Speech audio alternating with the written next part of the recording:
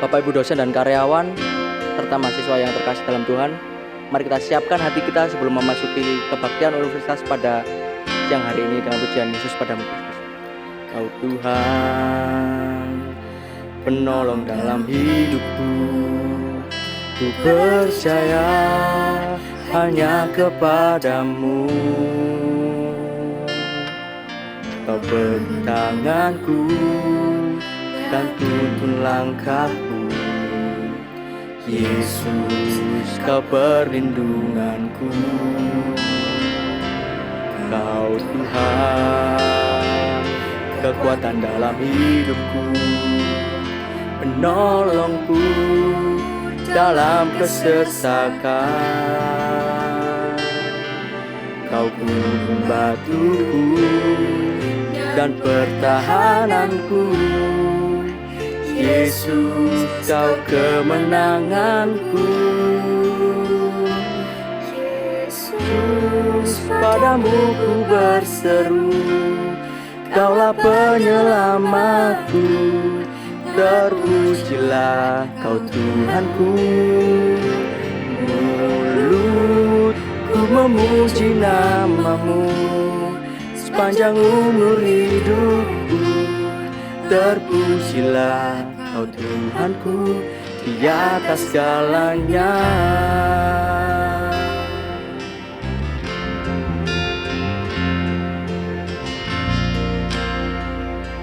Kau Tuhan, penolong dalam hidupku, ku percaya hanya kepadamu.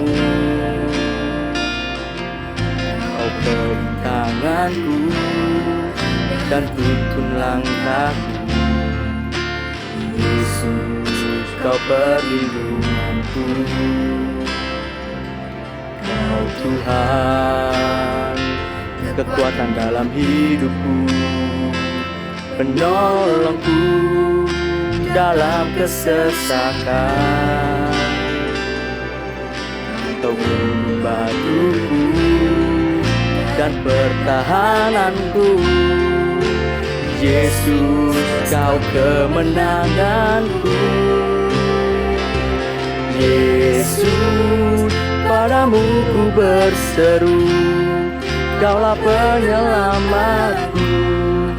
Terpujilah kau Tuhanku. Mulutku memuji namamu sepanjang umur hidupku. Terpujilah kau Tuhanku di atas segalanya. Kaulah sumber kuatku, kaulah kehidupanku, kaulah pertahananku. Padamu ku berseru,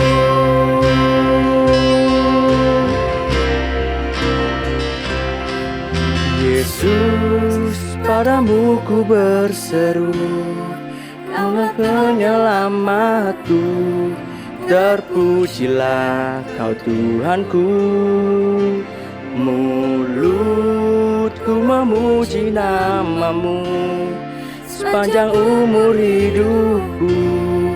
Terpujilah kau Tuhanku.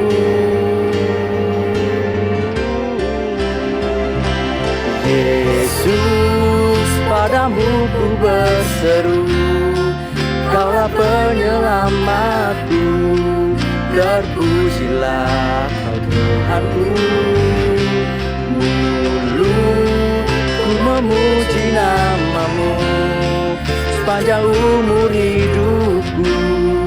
Terpujilah kau Tuhanku di atas segalanya.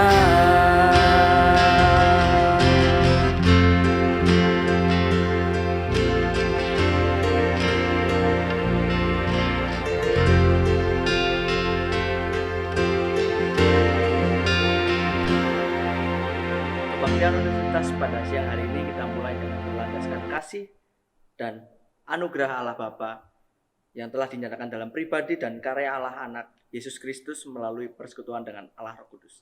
Amin. Mari kita berdoa. Tuhan, sungguh bersyukur atas berkat-Mu yang telah menyertai kami selama sepanjang hari ini, Tuhan. Sebentar lagi kami akan memulai lebih dalam lagi kebaktian universitas pada siang hari ini. Kiranya Engkau berkati kami, beri kami hikmat supaya kami dapat dilayakkan untuk menyembah-Mu, memuji nama-Mu, dan meninggikan nama-Mu. Dan kami juga berdoa untuk firman yang akan kami dengar nanti. Kiranya Engkau berkati kami supaya apa yang kami dengar dapat kami lakukan dalam kehidupan kami sehari-hari. Dan Yesus kami berdoa. Amin. Kini tiba saatnya kita memuji nama Tuhan, kita bakar semangat kita karena Dialah Allah yang layak ditinggikan dan layak dipuji. Besar dalam.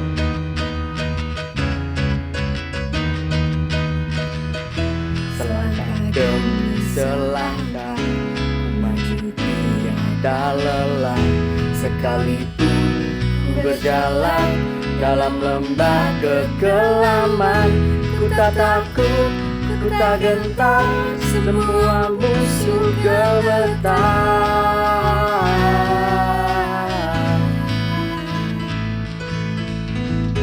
Imanku tak perlu besar, cukup sebutir pun dahsyat, karena Dia yang bekerja, bukanlah kuat gagahku. Ku tak takut, ku tak gentar, semua musuh gemetar.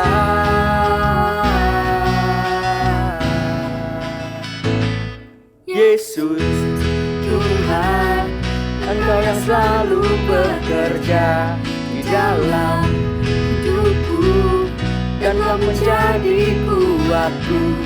Sekarang aku selalu kan meninggikan-Mu, kesetiaan-Mu besar di dalamku.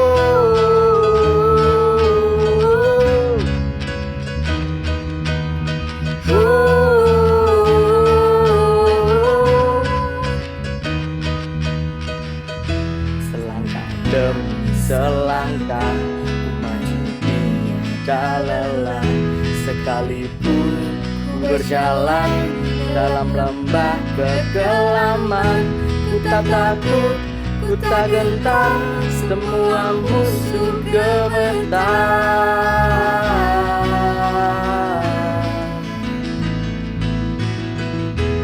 Imanku tak perlu besar, cukup sebutir pun dahsyat, karena Dia yang bekerja, bukanlah kuat gagahku. Ku tak takut, ku tak gentar, semua musuh gemetar.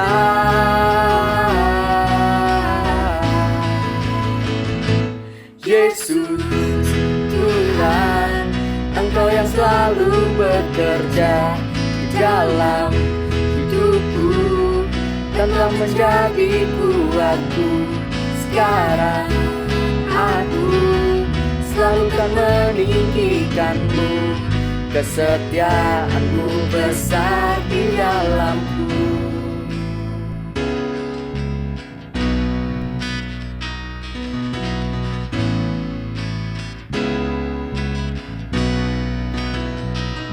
Bila Kau di sisiku, pada siapa ku takut, karena Kaulah perisai hidupku.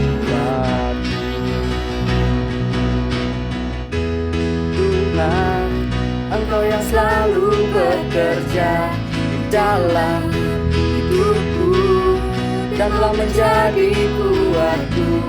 Sekarang aku selalu kan meninggikan-Mu, kesetiaan-Mu besar di dalamku.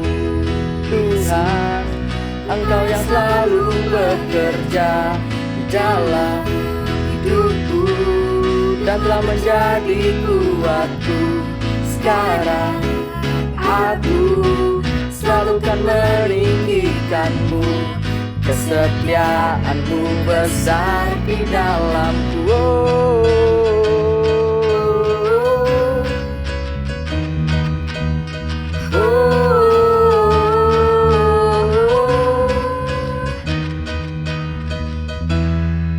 Beri kemuliaan bagi nama Tuhan. Masih dengan bersemangat, mari kita pujikan denganmu Tuhan, karena dialah Allah yang selalu menemani kita, selalu memegang tangan kita dalam kehidupan kita sehari-hari. Katakan, tak pernah kurang. Tak pernah ku ragu akan kesetiaanmu, kau pegang hidupku. Sepenuh jiwaku, ku yakin dan percaya, kau tuntun langkahku. Yesus, kaulah Raja dalam hidupku, berkuasa berjaya untuk selamanya. Hanya Kau Tuhan, sumber kekuatan, kuasa-Mu tercurah bagiku senantiasa. Denganmu Tuhan, ku kan berjalan dari kemuliaan sampai kemuliaan selamanya.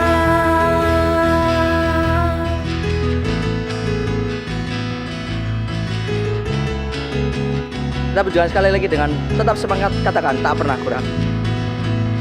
Tak pernah ku ragu akan kesetiaanmu, kau pegang hidupku.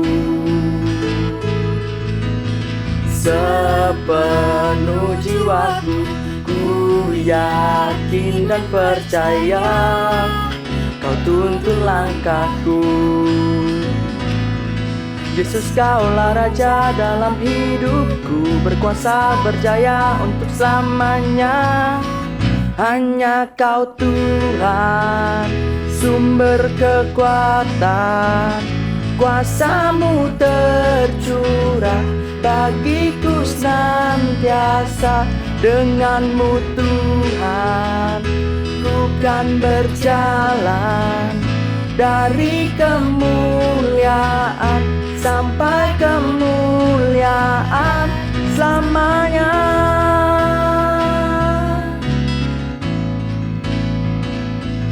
Yesus, kaulah Raja dalam hidupku, berkuasa berjaya untuk selamanya. Hanya Kau Tuhan, sumber kekuatan, kuasa-Mu tercurah bagiku senantiasa. Denganmu Tuhan, ku kan berjalan dari kemuliaan sampai kemuliaan.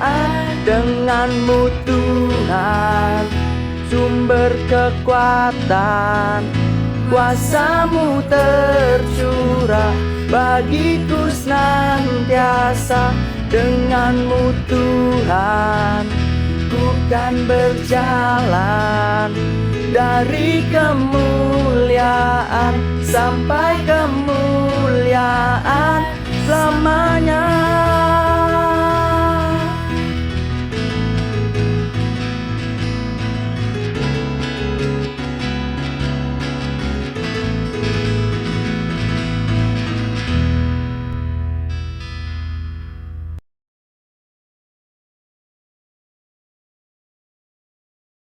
Halo semuanya, kami dari UKM Vokal Group ingin mempersembahkan satu lagu yang berjudul Dengan Apa Akan Ku Balas.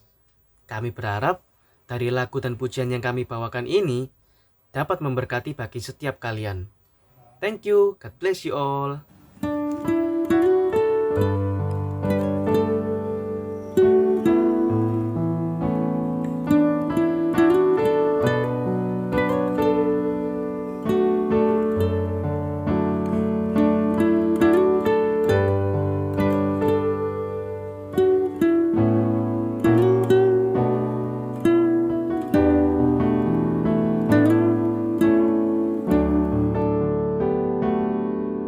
Kau Allah yang setia,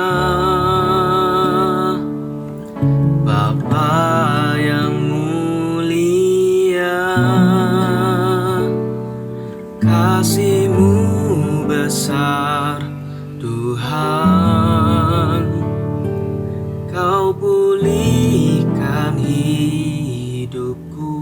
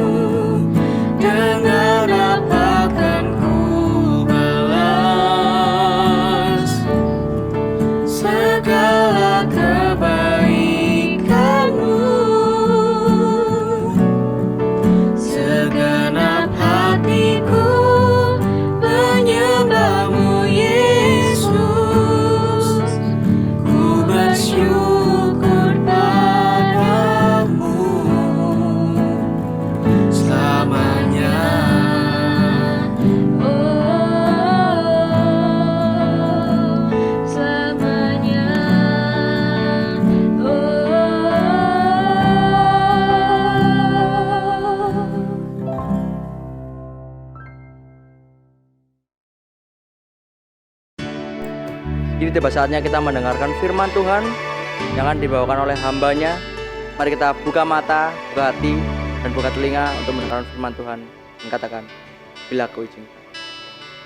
Bila Kau izinkan sesuatu terjadi, ku percaya semua untuk kebaikanku. Bila nanti telah tiba waktumu, ku percaya kuasa-Mu memulihkan hidupku. Waktu Tuhan pasti yang terbaik, walau kadang tak mudah dimengerti. Lewati cobaan, ku tetap percaya waktu Tuhan pasti yang terbaik. Kita nyanyikan sekali lagi, bila Kau izinkan sesuatu terjadi. Bila Kau izinkan sesuatu terjadi, ku percaya semua untuk kebaikanku. Bila nanti telah tiba waktumu, ku percaya kuasa-Mu memulihkan hidupku. Waktu Tuhan pasti yang terbaik, walau kadang tak mudah dimengerti. Lewati cobaan, ku tetap percaya waktu Tuhan pasti yang terbaik. Waktu Tuhan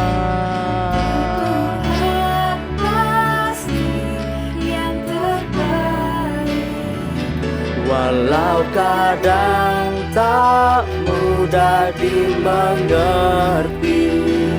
Lewati cobaan, ku tetap percaya waktu Tuhan pasti yang terbaik. Katakan sekali lagi, waktu Tuhan. Waktu Tuhan pasti yang terbaik, walau kadang tak mudah dimengerti. Lewati cobaan, ku tetap percaya waktu Tuhan pasti yang terbaik. Lewati cobaan, ku tetap percaya waktu Tuhan pasti yang terbaik. Waktu dan tempat saya persilakan. Tuhan, sebentar lagi kami akan membaca dan merenungkan firman-Mu. Hadirlah agar kami mengerti apa yang menjadi kehendak-Mu dan hidup kami diubah oleh apa yang kami tahu itu. Kami naikkan doa kami di dalam nama Tuhan kami, Yesus Kristus. Amin. Bapak, Ibu, dan saudara sekalian, ada cerita di balik setiap luka.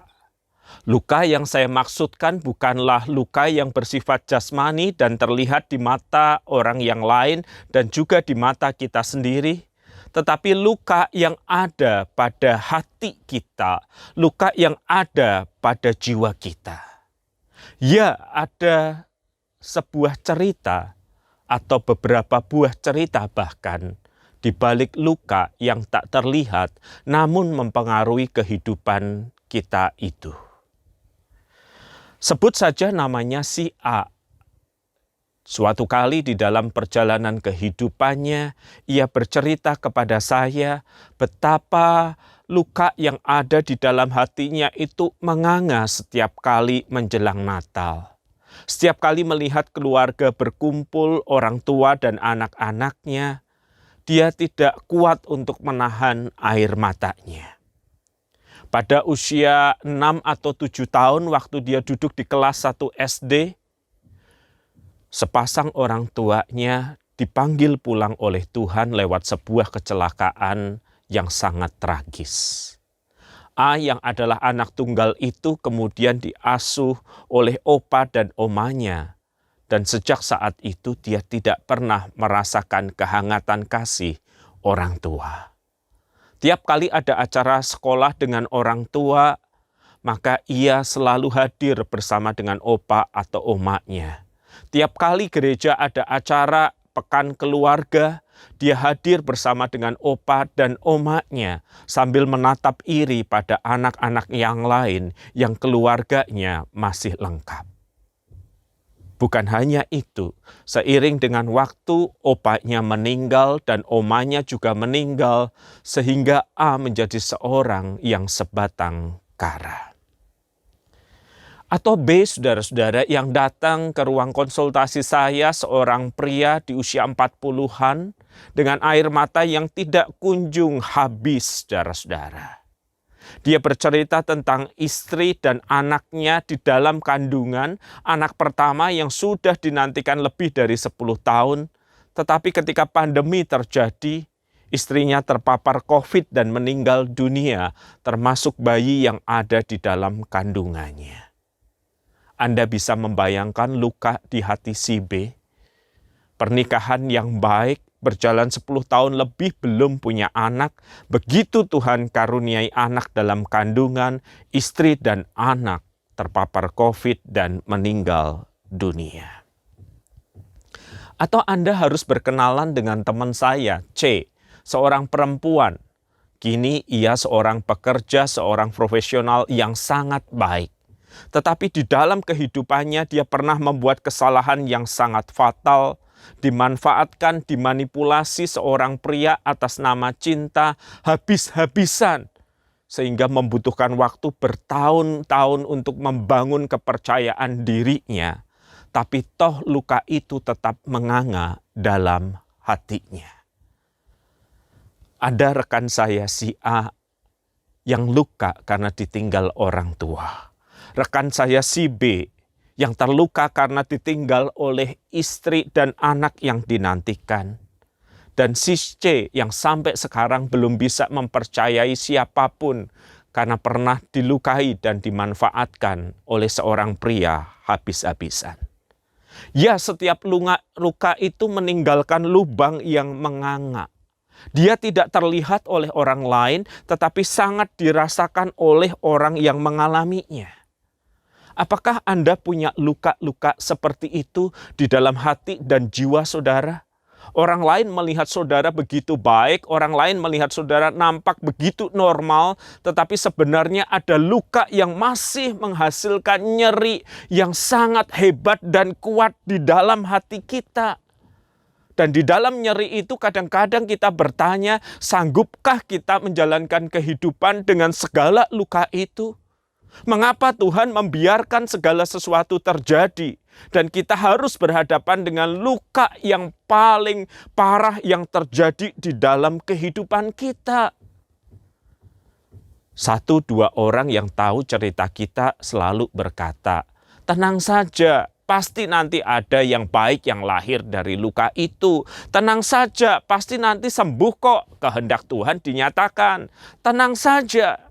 Ya, Anda dan saya berkata kamu tidak mengalaminya, maka kamu bisa berkata semudah dan segampang itu.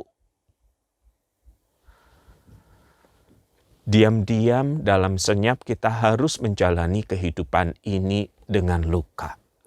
Beberapa orang tidak tahan dengan lukanya, kemudian memutuskan untuk mengakhiri kehidupannya.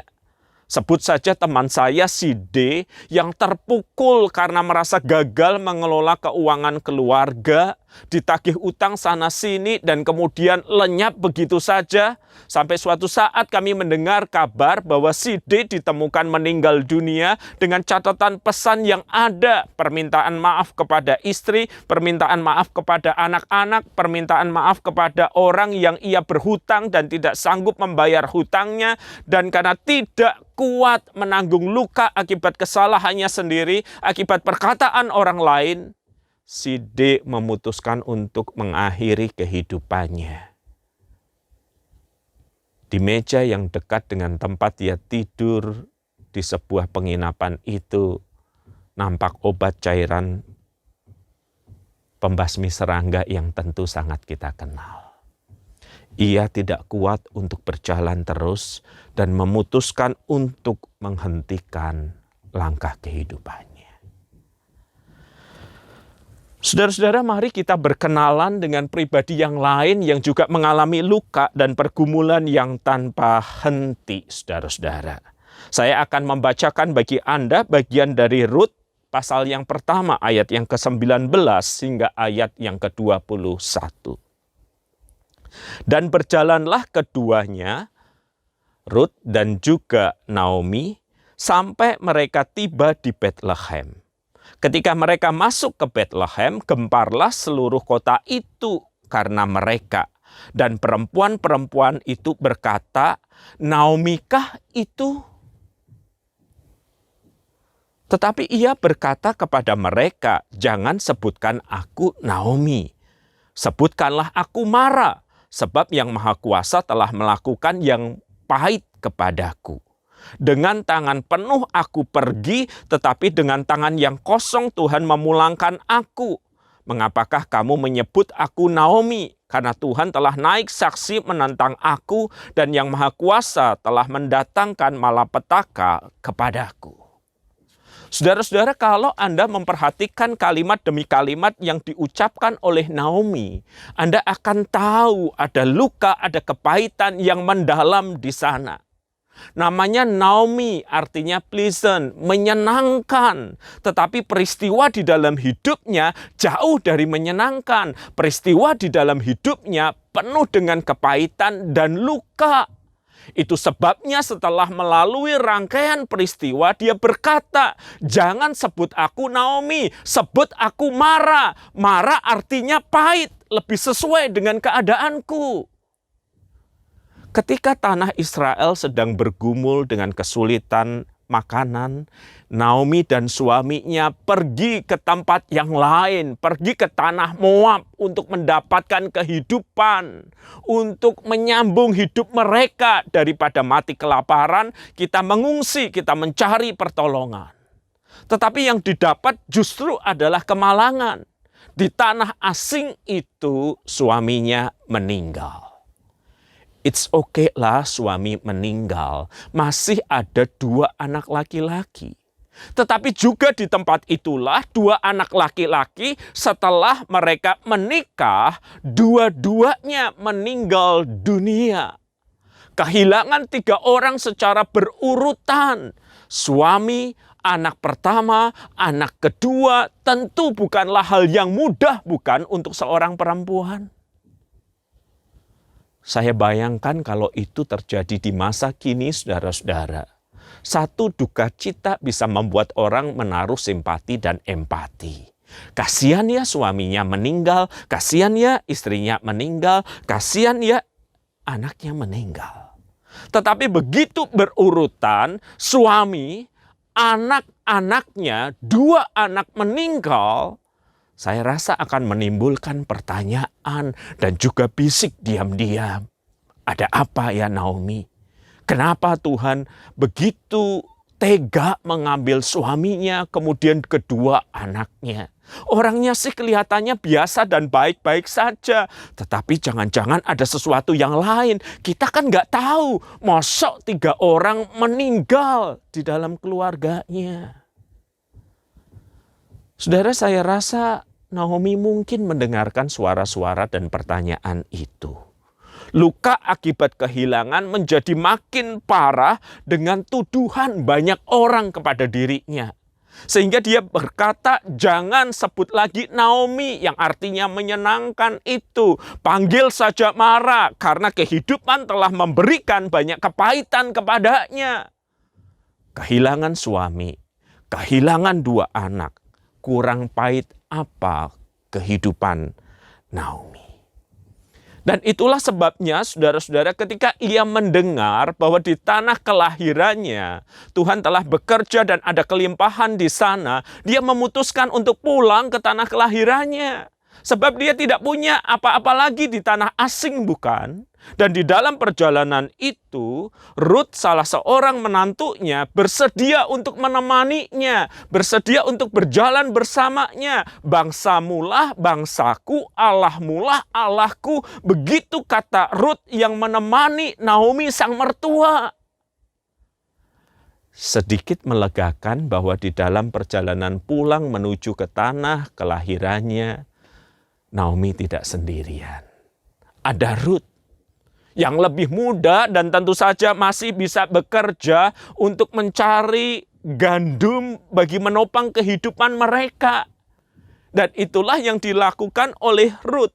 Dia memungut sisa-sisa berkas-berkas gandum itu untuknya makan dan untuk mertuanya makan. Saudara, kita tahu ujung dari kisah ini, bukan? Pekerjaan yang dilakukan Rut untuk mencari sisa-sisa gandum itu menyebabkan ia bertemu dengan Boas. Dan singkat cerita, saudara-saudara, Boas itu menikahinya. Boas yang adalah penebus, sosok yang harus bertanggung jawab terhadap hidup Rut, akhirnya menikahi Rut. Dan tebak apa yang dikatakan orang, saudara-saudara, ketika akhirnya Boas dan Rut itu mempunyai anak. Apa yang dikatakan orang kepada hidup Naomi yang meminta dirinya disebut Mara atau pahit itu. Di dalam pasal yang keempat ayat 14 diceritakan, sebab perempuan-perempuan berkata kepada Naomi, terpujilah Tuhan yang telah menolong engkau pada hari ini dengan seorang penebus. Termasyurlah kiranya nama anak itu di Israel, dan dialah yang menyegarkan jiwamu memelihara engkau pada waktu rambutmu telah putih, sebab menantumu yang mengasihi engkau telah melahirkannya, perempuan yang lebih berharga bagimu dari 7 anak laki-laki. Dan Naomi mengambil anak itu serta meletakkannya pada pangkuannya, dan dialah yang mengasuhnya. Ketika Naomi memutuskan untuk berjalan terus, ketika Naomi memutuskan untuk tidak mengakhiri kehidupannya, ketika Naomi terus berjalan dengan segala luka dan ketidakmengertiannya, dengan segala kepahitan dan segala beban yang dirasakannya, seiring perjalanan waktu Tuhan bekerja di dalam kehidupannya, memberikan menantu yang setia kepadanya, dan ketika menantunya menikah lagi, ia mempunyai cucu. Dan orang-orang berkata, bersyukurlah engkau Naomi karena engkau punya menantu yang baik, yang lebih berharga dari 7 anak laki-laki. Bersyukurlah engkau Naomi karena engkau punya cucu sekarang. Dan Naomi merawat cucunya itu. Seorang cucu yang kelak menjadi orang tua, menjadi kakek nenek bagi orang besar yang akan muncul di dalam Israel. Catatan Alkitab di ayat yang ke-17 berkata, dan tetangga-tetangga perempuan memberi nama anak itu, katanya, pada Naomi telah lahir seorang anak laki-laki. Lalu mereka menyebutkan namanya Obed. Kita masih asing siapakah Obed ini. Obed ini adalah ayah dari Isai. Kita mulai sering mendengar nama Isai. Tetapi anak dari Isai sangat kita kenal. Namanya Daud. Daud yang kemudian memimpin Israel, Daud yang mengalahkan Goliat, Daud yang melakukan banyak hal bagi sejarah Israel. Seandainya Naomi hidup panjang dan dia melihat bahwa dari Obed akan lahir Isai, dari Isai akan lahir Daud. Maka saya yakin hatinya membuncah dengan syukur. Semua pengalaman kehilangannya. Dan ketika ia memutuskan untuk tetap berjalan bersama dengan Tuhan, menghasilkan sesuatu yang baik bagi seluruh bangsa. Raja yang begitu besar dan ternama di Israel, Daud. Dan bahkan kalau seandainya Naomi hidup sangat panjang, dan dia akan tahu dari keturunan Daud akan lahir Mesias yang dijanjikan, yang dinanti-nantikan Israel, Yesus Kristus itu. Seandainya Naomi tahu, tentu hatinya sangat membuncah dengan syukur. Semua kehilangan, semua kepahitan diganti sukacita, diganti kebahagiaan karena kehendak Allah tergenapi di dalam kehidupannya. Bahwa ketika ia memutuskan untuk menjalani kehidupannya terus bersama dengan Rut, lahirlah dalam perjalanan generasi mereka Daud. Lahirlah dalam perjalanan generasi mereka yang selanjutnya Yesus Kristus yang menjadi penggenapan rencana janji Allah. Saudara-saudara, luka dan kepahitan itu seringkali tak terhindarkan. Dan seringkali kita tidak punya jawaban di masa sekarang ketika kita menjalani luka itu. Mengapa ini terjadi? Bagaimana ini terjadi? Ujung ceritanya bagaimana? Tidak selalu kita punya jawaban. Kadang kita bisa menjalani kehidupan seperti Yusuf yang hendak dibunuh tetapi dibuang. Tapi di akhir dari ceritanya kita tahu dia diangkat menjadi pemimpin dan dia bisa berkata, engkau merencanakan yang jahat kepadaku tetapi Allah telah mengubahnya untuk kebaikan. Ketika kita sudah menjalani yang pahit, yang penuh luka, dan situasi berubah, kita mengetahuinya, hati kita membuncah dengan syukur. Tetapi tidak selalu kita tahu ending dari cerita kita. Tidak selalu kita akan mengerti dalam kacamata yang lebih luas, dalam sudut pandang yang lebih luas, tentang bagaimana Allah yang mengubah luka itu menjadi penggenapan kehendaknya. Yusuf tahu, Naomi tahu sampai pada batas di mana ia melahirkan Obed, yang darinya akan lahir Daud, dan kemudian Yesus Kristus. Naomi tahu sebagian, tetapi itu cukup untuk membuat dia bertahan. Maka ketika kita tidak mengerti makna di balik luka kita, ketika orang berkata, your pains matters, dan kita tidak menemukan jawaban di mana mattersnya, di mana yang membuat ini make sense dan beralasan, it's okay. Jalanilah saja kehidupan. Tanggunglah luka itu. Hiduplah bersama dengan kepahitan itu. Terus berjalan dan jangan berhenti. Sebab ketika kita memutuskan untuk berhenti, maka kepahitan dan luka itu yang memegang kisah akhir dari kehidupan kita. Ingat si D yang saya kisahkan tadi bunuh diri? Kepahitan dan lukanya mungkin berakhir dengan kematian. Tetapi dia menimbulkan luka dan kepahitan bagi istri dan anak-anaknya yang sepanjang hidup harus bergumul dengan rasa bersalah karena mereka tidak cukup memperhatikan suami dan ayah mereka. Sehingga suami dan ayah mereka dalam senyap memutuskan untuk mengakhiri kehidupannya. Jangan egois.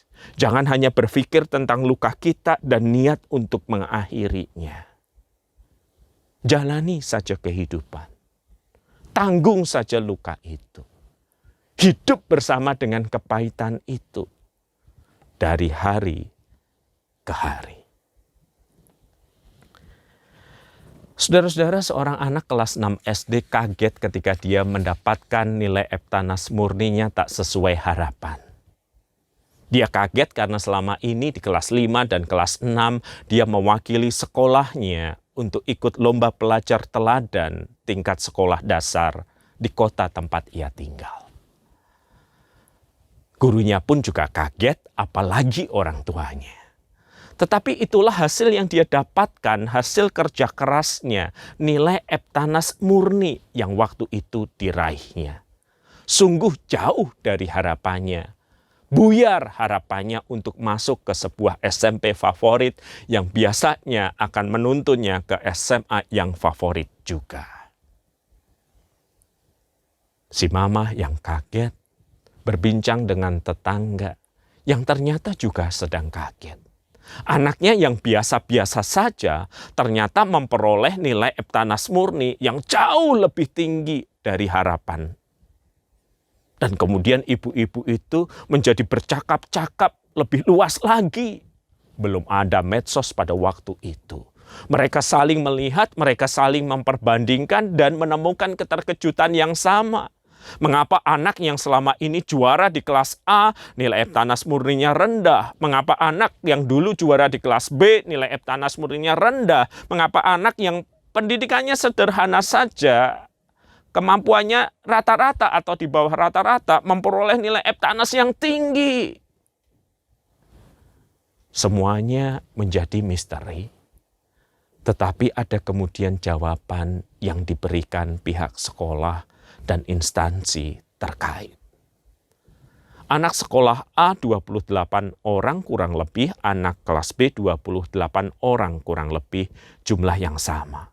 Sekolah telah membuat kesalahan dengan mengisi nilai kelas A ke kelas B, nilai kelas B ke kelas A. Dengan demikian terjadilah pertukaran. Si anak menerima nilai yang tidak sepantasnya ia terima. Nilai yang seharusnya ia terima adalah nilai tertinggi di sekolah itu. Tetapi kekeliruan telah terjadi, diakui, dan tidak bisa diubah. Si anak menjadi kecewa dan marah. Kepada sekolah, kepada guru, juga kepada Tuhan, di mana selama ini ia hadir di dalam kelas setiap kelas sekolah minggu yang ada. Dia harus hidup dengan luka dan kekecewaan akibat kesalahan orang lain.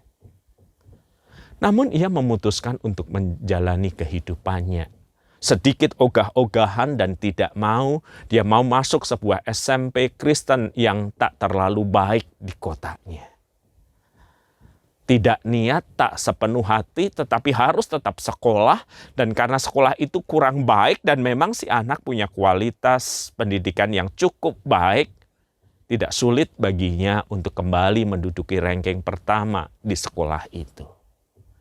Tetapi masih dengan galau dan rasa tanya, dengan kemarahan, dengan luka dan kepahitan, mengapa Tuhan mengizinkan ini terjadi? Tetapi hidupnya dia jalani terus. Dan di dalam hidup yang Tuhan jalani terus itulah Tuhan memanggil anak ini untuk menjadi anaknya. Murid yang sejati, yang mengerti apa arti pengorbanan Kristus di dalam kehidupannya. Dan selanjutnya Tuhan memanggil anak ini untuk menjadi hamba-Nya di usia yang masih sangat muda, di kelas 3 SMP. Dan kini anak ini ada di depan layar Bapak Ibu. Sebuah peristiwa luka yang tidak saya pahami dan mengerti. Tetapi saya memutuskan untuk terus menjalani hidup walaupun berat, tidak niat, tidak sepenuh hati, air mata, penuh pertanyaan. Tetapi seiring dengan waktu, saya bisa melihat dengan jelas. Tidak ada air mata yang disia-siakan Tuhan. Tidak ada luka yang disia-siakan oleh Tuhan. Tuhan akan bekerja di dalamnya agar kehendak-Nya tergenapi. Itu yang Tuhan lakukan di dalam kehidupan Naomi. Lukanya dipakai untuk menggenapi kehendak Tuhan yang lebih besar. Itu yang terjadi di dalam kehidupan saya. Luka, kemarahan, kepahitan saya diubah menjadi sarana panggilannya untuk hidup saya. Dan saya yakin itu yang bisa terjadi di dalam hidup Anda. Your pains matters. Tuhan tidak akan menyia-nyiakan luka dan kepahitan itu. Teruslah berjalan. Dan kita akan melihat Tuhan turut bekerja di dalamnya. Dan bahkan menggenapi kehendak-Nya. Mari kita berdoa. Dengan segala luka dan kepahitan yang membuat kami bertanya, mengapa Tuhan biarlah kami terus melanjutkan hidup kami. Terseok-seok, tidak sepenuh hati, tidak sepenuh rasa, tetapi hidup harus terus kami jalani. Sebab ketika kami berhenti, kami memutuskan untuk menghentikan langkah kami. Kami tahu kemenangan ada pada kepahitan. Kami menjadi orang yang kalah. Kepahitan dan luka itulah yang mendefinisikan kehidupan kami. Tetapi tolonglah kami untuk terus berjalan, agar kehendak Tuhanlah yang mendefinisikan hidup kami. Kehendak Tuhan yang bekerja di dalam luka, kepahitan, dan segala hal yang buruk di dalam hidup kami. Agar kehendak-Mu tergenapi. Seperti kehendak-Mu yang tergenapi dalam hidup Naomi, dalam hidup hamba-Mu, dan juga dalam hidup setiap orang yang tak menyerah dengan luka dan kepahitannya. Tolonglah kami, ya Kristus, mengarahkan hati dan pandangan kami kepada Kristus yang tersalib, yang justru lewat luka-lukanya, kehendak Tuhan, kehendak Bapa tergenapi dalam kehidupan-Mu. Di dalam nama Kristus kami berdoa. Amin. Saudara, mari kita berdoa di akhir ibadah ini. Biarlah di dalam tuntunan-Mu ya Tuhan kami terus melaksanakan perjalanan kehidupan kami. Walau ada luka yang kami belum mengerti apa arti dan maknanya, namun kami tidak mau berhenti. Besertalah dengan kami, dan kami arahkan hati dan pikiran kami untuk menerima berkat-Mu.